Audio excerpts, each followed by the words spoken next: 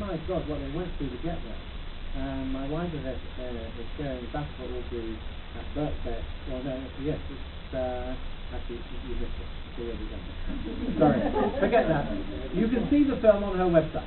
But what it demonstrates is a really quite remarkable situation in which key elements of the trial then, because we had observers, and one of the observers was stuck up a tree with a camera. They didn't look up. Snatch squad down below. Horrific arrest. I've shown these films to him and police colleagues. I've had to lock the door so they don't all rush out. And when Condon first became, met Commissioner, I did it on his inaugural address in Haldane. I said, right, I want to show you what the police get up to. And they were really, I said, excuse me, a lot of London police officers, a lot of Met police officers are involved in Aubrey. And what the Aubrey campaign was saying, we want the same as Hillsborough. We want the truth out as to what was really going on. No police officers ever disciplined. No police officers prosecuted over it. And there were instances on television of again, head injury. Dr. Broomhead, I've remembered his name to this day, on ITN. You saw the police officer whacking him. It's in the wet space. That particular stretch, as well as a lot of other stretches, which were brought to light by legal observers being present with cameras, with notes, being able and courageous enough to come to the court, and at the end of the day, the trials were collapsed one after another. And what the Aubrey people have done is they wrote to Ledgway's MP the other day. They said there's safety that the RBCC are looking into the iniquities that you've had to put up with, and you've had to record your own conversations with police. That's how bad it's got according to Steve Stagg. I don't know where Steve Stagg has been for the last 30 years. It isn't been going on for ages. However, and what they said is, I'm glad you've got an IBCC inquiry. You know what? We've been waiting for a whole year while they were thinking about whether we should have an IBCC investigation for what it's worth. So, again, there is the beginnings of a groundswell of activity in Yorkshire. They need help. Of course they need help, and we will give as much as we can give. But it's another arena in which, what I'm saying, it's another illustration in which the ordinary people, the citizens of this country are saying, yeah, we don't have to put up with this. We've got, it's not about compensation, it's about what the Hillsborough family did. It's about the truth. And I'm trying to say to them, don't give up. We will lend as much support as we can to you. We will dig out documents for you, and you have to shame the authorities into giving you finally what you deserve. Now, the IPCC might eventually be shamed. I mean, they're quick enough to act on the Fledgate, for example, because of course it's in the public eye and a politicised situation. But of course, Aubrey was a highly politicised situation as well. So all I was saying to the audience in September is, it's out there. We need you. You mustn't give up. And what I'm trying to do in the news chambers is to provide, and that's how I finished the meeting then, I finished the meeting this night, just to provide a basis, provide a platform for the younger lawyers so they don't walk away thinking there's nothing there. And to continue the campaign for public funding, to continue the ability to fight the issues, even if we have to get funding in other ways. But that collectivity is extremely important, because if we don't do it, no one else will. And as Michael said at the beginning, this government will be very happy if we get to that all. Anyway, sorry, it's gone on a bit longer. Perhaps I should prepare these things when I get there. Okay, thank you very much.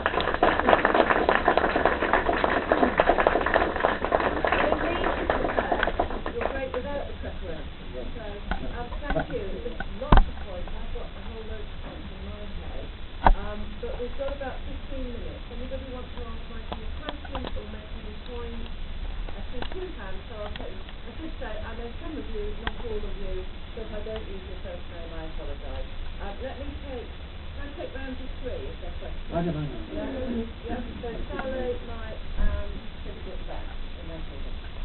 What's your point, is as well as you asked Stacey and Stacey, is the kind of social denial, to say you're just a similar thing in terms of, because not accepting the fact that people in the best of minority elections, I think it is more to the case. There was some differences before that. And this movement we have in this form is basically doing very hard. It is being programmed with this sort of through the sun. I don't know if it's heard, it's worth reading. The only fault I found was still maybe missing an index. didn't mention it. Oh, okay. I would say that what I'm worried about the future is what because I'm starting to remember Times reported or other people defense this was happening saying after Palestine we're going to move the terror men in Somalia, beyond Somalia, Africa, in the Gulf, and the Far East. That's what you say. So war on terror is done. And what I'm worried about is, and whether you're going to turn your country, is this fighting of war under what they call insurgency. The Americans got it coined, by the way, you know, and then this is a game of globalism. And all these crimes are committed to the total party presidency. You ask them, why are you putting this party presidency? And they use their own particular regardless of working in a particular arena of theatre of war. And they can kill civilians, they can kill them like pretenders, they can kill civilians and get away with it. And when you look at the literature that's coming through, there are very rare examples of semi-critique of this policy.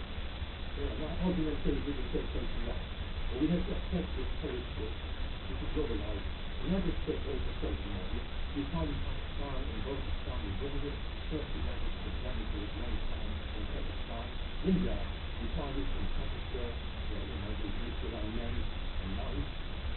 And this is a vicious war against two people. And I think young boys who are in this area, what the death penalty you might say, what the statistics are, you know, there is, you know, Geneva Convention, the Hague Convention,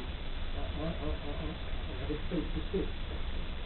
This is contradicting different, you know, terrain that we're talking about. I think this is a good about. I think very much. Thank you very much for capitalism.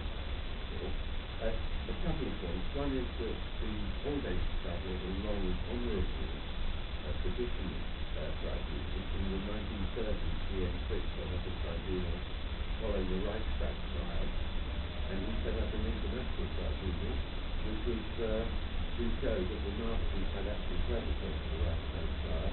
And it was one of the very earliest moves in this country exposing the Nazis.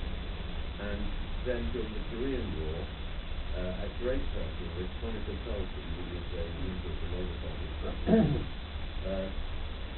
set up a tribunal where she was threatened actually with being prosecuted for treason for saying that the Americans had been used chemical and germ warfare against the people of Korea during that absolutely appalling tragedy, which was not a properly mentioned in the military of the North Korean rubbish that the Americans left against the Korean people.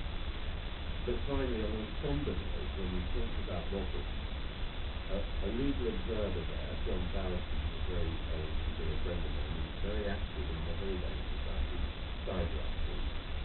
And John will be remembered at Wapping as having been the legal observer who the police singled out and smashed over the head with a baton. And John then, Tony Benn then picked John up onto a platform, blood streaming down John's head.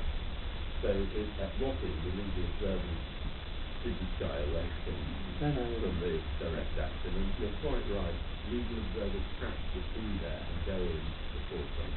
So I thought I'd just mention John Bowden, who was very active for many, many years in the Haldane Society. Can I say two things? First of all, will you pass to his family our sincere condolences? When speaking at the funeral this week. Well, yes, I certainly will pass if it you to say some words on behalf of the whole Yes, I will. that would be great. Just moving on to the legal observers point, of course, I absolutely agree with Mike that legal observers have to be there. And we do have a good tradition. Just recently, in September, the United Front Patriotism March, which was confronting the English Defence League in Whitechapel, and parts of that march ended up being settled for most of Saturday evening between the Armed Forces Commission and our legal observers stayed, and they stayed to the end, and it all written down, and those notes are there. So wonderful. We take it seriously. I don't know who was legally, I can't remember who the legally observers 2 years ago anyway, I don't know who it was. Anyway, and there was a question there, 4 points. Yeah, thanks, Michael. I was actually going to make a point as well about moving the property out of legal observers going back to us, and university with Haldane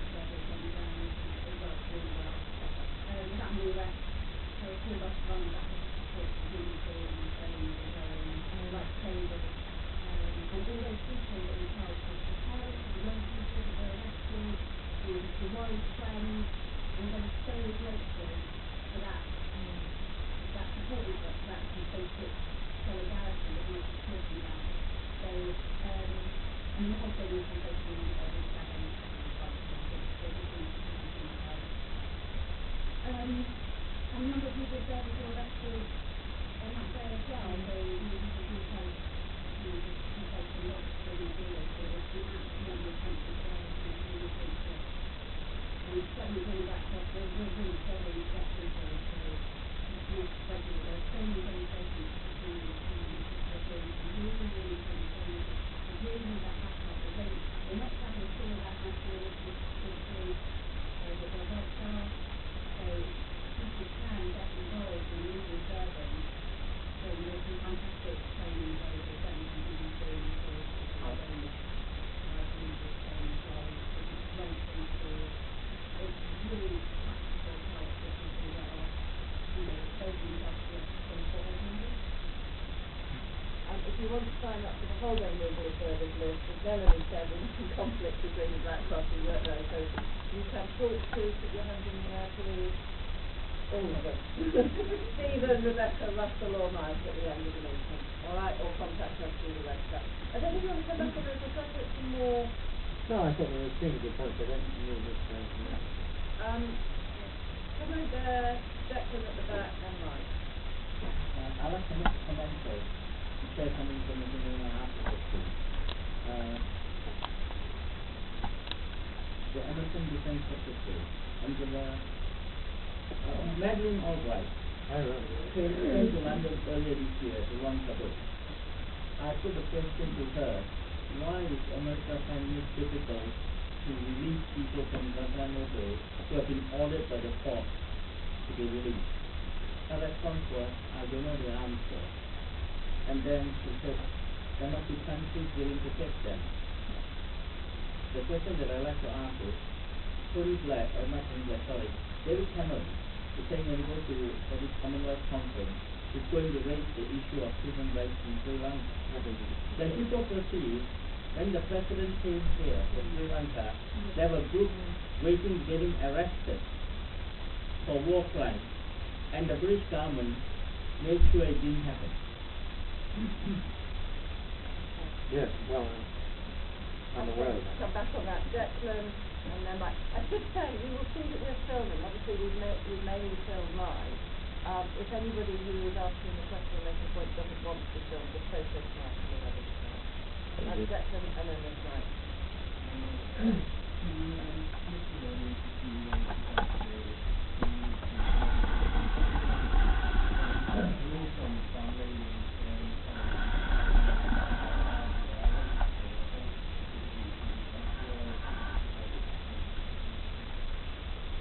And I take a few more questions and then ask you to sum up, including Bloody Sunday.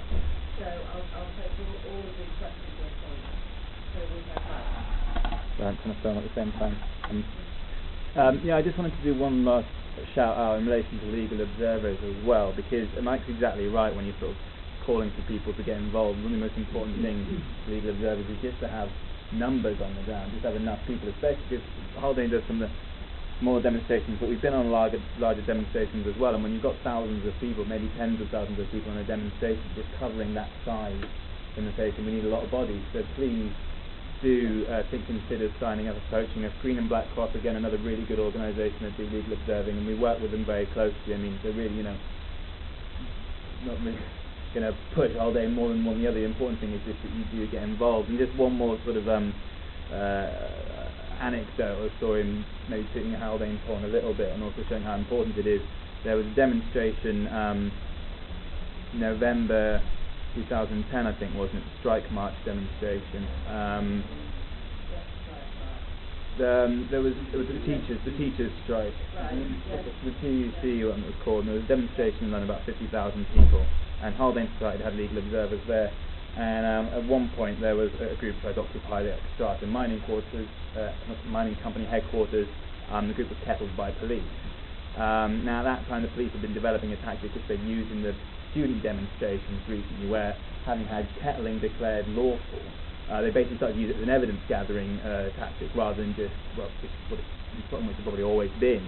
And a real pernicious tactic of only allowing people out of the kettle once you kept them if you agreed to give your name and address and submit to a search. And they'd film people, and they've been doing this a bit.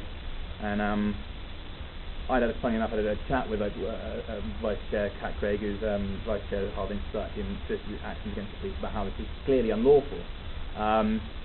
I was on the observer on that day, and there's a few others, and we got kettled, and they started to do this, and then we realised, and I was quite excited on this actually, because we realised, like, brilliant, okay, this is it, we can be a challenge. And we had a chat with Kat afterwards, and we were all of us observers there had to do it as well. We were all searched, had to give over details as to when let us go. And one of the Haldane observers, a lady who also does observe with Human Black Cross now, Susanna Mengesha, launched a judicial review. We decided to do it in her name. Some of us observers were witnesses, and we challenged this policy in the High Court, and we won. And it was there was absolutely no legal basis for this. That kettling is, even though it's been declared lawful, it has to be a matter of last resort. It cannot be used for evidence gathering. And we challenged that police policy, and it was defeated. And the reason it was defeated is because there were people there who knew the law, who knew that this was unlawful, and who took meticulous notes when they realised what they were going to do, so that we could put this in front of the High Court and have an uncontrovertible and independent account of what took place. And that was so important, and without that we wouldn't have won. And hopefully we've defeated, hopefully it won't come back again, they won't try and use it, a really nasty, pernicious tactic that the police are using there. So that's just an example of how important it can be to have legal observers on the ground. Okay, I'm going to take all the other questions points. We're beginning to run out of time, and then there's my chance to think of two stories on this. I have Paul and Brian. Other people, this is your chance. Make the most of it. Any question you want to put to Mike Mansfield? Any point you want to make? No, Paul and Brian, and then Mike Wilson. I just wanted to make a rather critical point about unit, because I think one of the reasons why I think it's more of a vehicle for working class people to voice their opposition to various laws and whatever, because the working class last court of representation, we've got one or two Labour MPs who might demonstrate because we favour the war, but largely the Labour Party is absent in working class communities. When I joined the Labour Party in 2015, I went to my local ward meeting in Mayfair, I was joined my local ward meeting, and it was like 30 people, actually, that's a ward meeting. Does anybody know what those ward meetings are? They're the smallest geographic unit. There's usually about 10 or so wards in a constituency district, and obviously you know what constituencies are. And so, exactly, Sorry, so Paul. what you have there is, couldn't take ownership of the ground like that, but what you have there, 25 people could represent the local area very well, and could see past grievances, take up campaigns, etc., etc. And then the lack of that, the lack of political representation of the working class, understandably meant that many people use vehicles such as the People's Assemblies and whatever. But what's the other crucial thing about the People's Assembly being successful, and we as lawyers should also understand, is that lawyers can't be Superman and Super Women. But the Hillsborough campaign, the Milton campaign, was backed by, well, in the case of the Hillsborough campaign, was backed by a city, and backed by two football clubs, I don't and more recently, the Lewisham campaign was backed by, as Mike points out, a demonstration of 22,000 people, an active NHS campaign. And that's the importance is that we lack, the working class lack a political voice. And that's a real shame, and it's something that has to be grappled with over the next period, because the Labour Party is not going to be won. Of course, you might like to run this on many levels, but in terms of the idea that the Labour Party can be won for socialism in the working class, I think is a dead idea. I think it's about reforging a genuine working party to represent working class people. And Brian. I wanted to pick up on the kind of theme that was discussed of solidarity both internationally and localism back to partners. I had the great privilege really when I was at my Cambridge Court to be able to go to Zimbabwe and observe a trial there where political community activists and human rights defenders were under threat initially of proving very serious charges for having meetings where they discussed the revolutions in Egypt and Tunisia. That, fortunately for them, in terms of the outcome, the charges against them are lower, so much lower, certainly not facing the death penalty. They ended up with the equivalent of community service, precisely because there was an international campaign, an international solidarity and support. I was able to go because I was funded by the Bar Human Rights Committee, various chambers, putting money. Trust. I was going to come to that. You've stolen my thunder, so I don't need to say it. But I was funded to go and do that. That's the kind of thing that will be slashed away as chambers and firms and organisations need money, and those are the kind of things that we need to fight to spend. I think also on the question of local solidarity, and perhaps picking up on, I think, the point that Paul was making. Of course, I want us to have legal observers. I fully support the work that we as Haldane do, having legal observers. But what we also do, actually, is people who are lawyers, seasoned lawyers, involved in legal activity and so on, to be on demonstrations, supporting those demonstrations, acting in solidarity with other people who are protesting. Because I think what is so sinister about what's happening under this government is the way in which they are trying to put us against each other. So the Bedroom Tax is about saying people who are on benefits are stranded and simply entitled to it, as is the universal credit.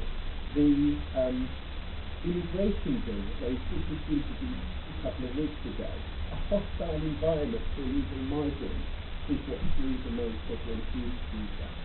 And trying to turn teachers, nurses, doctors and so on into immigration officers, saying these people are entitled, scapegoating those people. The cuts in legal aid, the framing tries to put it as fat cat lawyers, really, just defending their own interests. Whereas we know it's not about fat cat lawyers. We do need to fight for decent salaries and people are entitled to a decent income, but it is also about people's access to justice. So, to coin their phrase, we are all in it together, aren't we? Whether we're migrants, whether we're benefits claimants, whether we're lawyers, whether we're public servants facing cuts. And I think we need to be on all of the different demonstrations supporting them. We, within Haldane, we've got a fantastic new banner, which we want to take on every demonstration. We want people to come, be with us, giving out leaflets and so on. Clearly, not just as a housing society, but as lawyers, identifying with the wider struggles, I think, that our class are going to have to fight over the next couple of years. No. Anything you want to conclude with Bloody Sunday? Yeah, I can't say it's Bloody Sunday because many of the other comments are really different. I mean, the importance of Bloody Sunday isn't limited to the North of Ireland, obviously. At least I don't think it is. It is another illustration of the theme of tonight's discussion. You have to remember what you probably know, that the families once again here have struggled since 1972 they had struggled to essentially clear their names because they were being they were tarnished with the brush of being actual terrorists. That was the implication of Woodward. Now, year in, year out, they didn't give up, just the same as Hillsborough. In fact, there's been a lot of connection between Hillsborough families, Bloody Sunday families, and Lawrence. I haven't got very much about Lawrence too. But these groups are connected. And it reminds me, I'll come back to the importance of Bloody Sunday, but I'm reminded of the fact that Stuart Strobel, who some of you know, and myself and others, began something called the National Civil Rights Movement, rising out of Doreen's fight and a number of other, mostly black families who were finding themselves up against authority, but wanting to ask questions, not being prepared to disappear into the night. And so the idea of the network then is still going, but obviously once again it needs an influx of new blood to reinvigorate the situation. Was to provide information, to provide collectivity, to provide advice, to actually do some representation as well, to make sure when inquests come along, death in custody, whatever it is, they get someone along there because the inquest is being safe. Now, just going back to Bloody Sunday, the family succeeded because they stood together, helped by other families from other arenas, who were saying, this is the way to do it, you just have to persist. They persisted and persisted. In such a manner that, rather like Join and rather like Hillsborough, they eventually persuaded cross-party support from the two leaders of the two parties, Blair included at the time, and Major and others, that their request was a perfectly reasonable request that had to be met, and that there'd been a whitelist. And of course people have written books about it, they have very short films about it, and all the rest of it. But they were finally changed into having, I think, quite a remarkable inquiry. Of course, it's not being lambasted for the amount of money that's spent on it for a long time, but actually it's talking about 30 years of Irish history. And people forget that it was part of the peace process. It was a necessary part of what was going on in the North of Ireland at that time, was to lance the boil. This particular boil had to be dealt with, and dealt with effectively, and to give really the power of judges their due at the end of the day. They withstood all the criticism. They decided they were going to do a proper job of looking at the history, looking at absolutely everything from every conceivable angle before they issued a report. And the issuing of the report for the Bloody Sunday, I was in Derry when it was issued, on that occasion in the Guildhall. And the issuing of the report was exactly the same as Hillsborough, because thousands of people came together on the one day. Thousands of people suddenly realized that their ambitions, their visions had been recognized. And the force of the day for me, and once again, as it was in Liverpool, was quite remarkable. Suddenly you're lifted off the ground, and actually it's not about me, it's about them. And the legacy of that, well, there are many, many stories I could tell, but the main one for me anyway was a particular cross-examination, for a particular family, the family, or the elders of the family, and particularly the mother, the wife of the man who got murdered, actually fainted when the particular officer made a confession during cross-examination, carried out some inspections. He said to me personally, that's all I wanted. I wanted to know the truth. You've given it to me. I'm going home. So he didn't say to the rest of the house. But it was that I wanted to know the truth. But now, just coming back to for the North of Ireland, and for all the families who still keep together and still go to each other for sustenance and for the solidarity, they're coming back to the political party situation. I'm afraid I've become very sanguine about parties representing anybody, but whoever they are. I'm very sanguine, whether it's George or anybody else that you know about. And I'm sanguine because I think at the end of the day they sucked into the vortex of parliamentary politics, which is corrupt, as far as I'm concerned. It's a corrupt institution. It is a corrupting institution. So if you're going to talk about a new political dynamism and a new political forging of associations, I think it hasn't got to be within the Westminster context. Now, what interests me is getting around is the numbers of groups of people who I meet who, they say, well, you're a socialist, I'm not a socialist, but you're right actually about this. In other words, there is a reaching out at this moment. People are so, why is it Russell Brand gets the reaction he does? He wouldn't have got that. So he's a misogynist. He had to mention his name the other day. Some of the women in the audience say, how dare you? Except that I'm now being called the Russell Brand of the legal profession. I better be careful. But the interesting thing is that he's cut a raw nerve. Not in Paxton's beard, but in public generally. People have woken up. Yeah, he's right. He's not saying don't vote. Actually, Paxton got taken. He's not saying don't vote. He's saying what is the point of voting until we get a democracy that means something? So I think the movement has to be one in which, whether they're the families of Bloody Sunday or, the black families associated, underline ones for that matter, associated with the Dorian nonsense, she's still very, very active in her field. She got to the arena the other day with the help of some friends of mine. I mean, huge response. I mean, thousands of people turned out. Thousands of musicians, actually, big and small, gave their time free, filled that place, raised a lot of money. There's a scene every time she appears. It's almost become iconic. And maybe, in a sense, she's got to spread the word, which she's trying to do. So there is a constituency right out there ready for Haldane and ready for all of it to come. And an example of that, I'm just going to give a tiny example of where I think political momentum is going to come from. I'm afraid it's not coming. We need the trade union, and I'm not saying it's not a trade union. I'm just saying they need to be incorporated with a different kind of movement, a citizens' movement. And one of the ones that's happening quite quietly, quite effectively, maybe some of you here know about transitional communities. Now there are 47 of them in the United Kingdom. They're linked up with the Occupy movement, and what they're really saying is, we're not waiting. We are taking over. It's local, of course. It's small, of course. It's grassroots, of course. But they have a vision. They have a vision. It's happening in the United States and now it's happening elsewhere as well.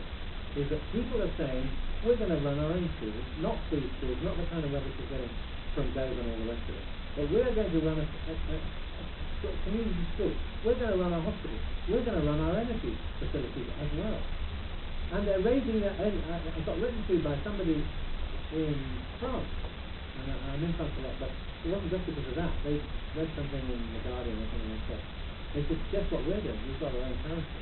Now I know there's the Bristol pound and all the rest of it, and I appreciate, in one sense it's fragmented, but on the other hand, people need the connection, and they need organisations like the Haldane to, as it were, provide the umbrella and to provide the impetus. So I'm actually very hopeful for the future. I do want, people who feel disenfranchised, who feel, and Paul's quite right, there's a whole population out there who don't feel they're represented, which is why they find people's tribunals are actually doing it for them, which is why the argument entitled exactly along those lines. So I think there's an amazing potential. And I went round before the last election saying to people, don't vote for any of the bars. Not don't vote for any of the bars. And what I would like to see, and we're leading up to the next election, is that these guys are put on the line.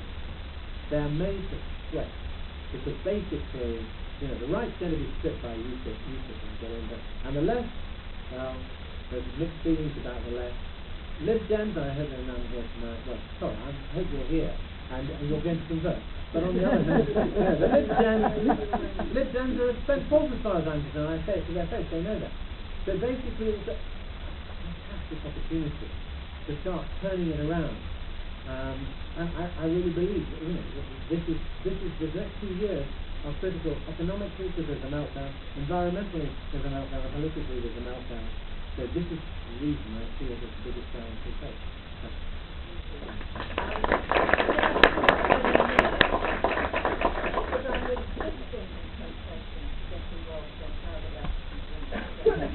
Yeah, okay.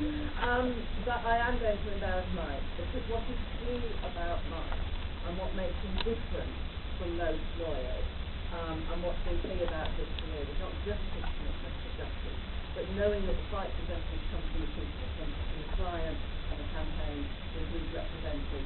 Sometimes represented a club that works, and sometimes, he would be too embarrassed to say, has represented a club that looks like it's been treated and got paid for that. Most lawyers go around saying, well, I won this case because I said this to the judge, or I said this to the jury, or I intimidated the prosecution, or whatever. And Mike doesn't do that. He says it's because of the hard years of campaigning with people who are fighting for justice, either for themselves or for their relatives. And that's not about humility, it's about politics. That's why Mike's so bad. Because he's got the politics and the socialism to know that law doesn't operate in a vacuum. It does operate in a class society, and that the job of socialist lawyers is to stand up for the vulnerable and the working class against the interests